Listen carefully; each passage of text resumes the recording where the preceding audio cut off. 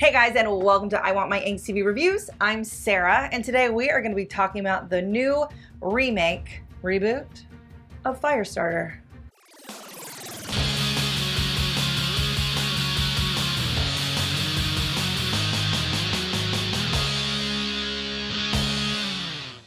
The original Firestarter came out in 1984 and starred a very little Drew Barrymore, who is one of my all-time favorite actresses. It's based off of the Stephen King novel of the same name.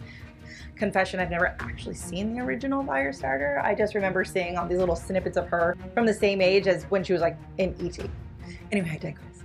But now in 2022, we have a newly rebooted, polished version of Firestarter that I like to call a family-friendly thriller. Firestarter is not a horror movie. I'm sorry, I'm just gonna say it. However, it is more like kind of like a heist movie, like when you're like a bank robber and you are running away from the cops.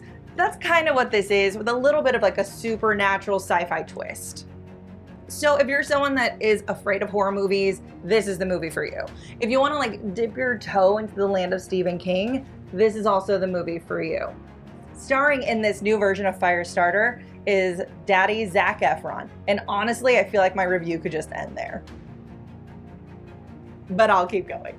Zac Efron and Sydney Lemon play Andy and Vicky, a husband and wife team who had experiments done on them in college, which gave them their new telekinetic powers. And both of them have different powers.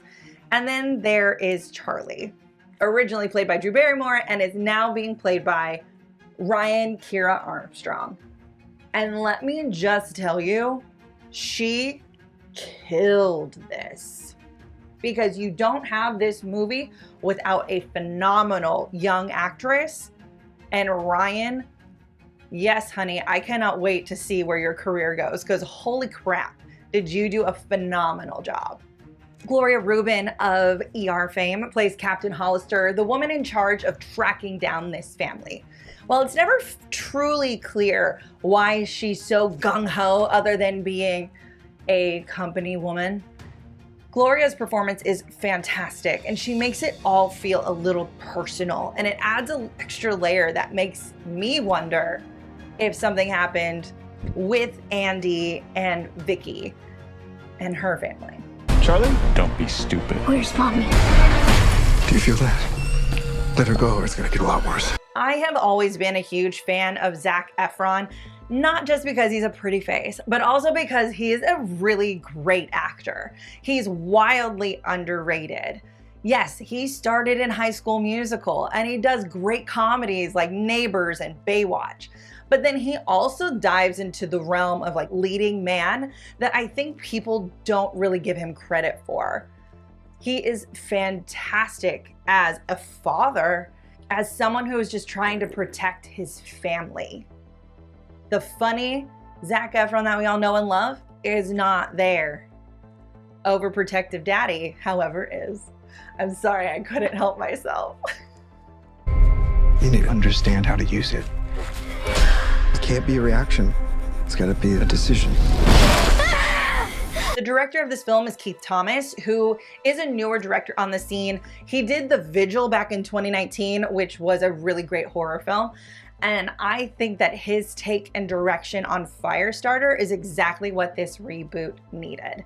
Not to mention the incredible soundtrack from John Carpenter just adds an incredible level and makes you feel like you're in an old horror movie from like the 80s and early 90s, but with a modern twist.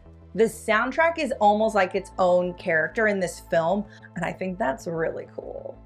I definitely think this is a movie theater movie, not because it's over the top, but because I truly think that thrillers and horror films should be seen in theaters and not sitting at home where you can play on your phone and be distracted and not be fully immersed into this world. So see Firestarter in a theater. I don't want to hurt anyone, but it feels kind of good.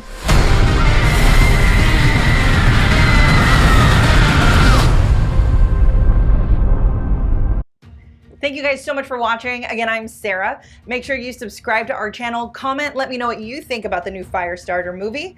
and thumbs up this video and ring that bell so you don't miss out on any more angsty videos.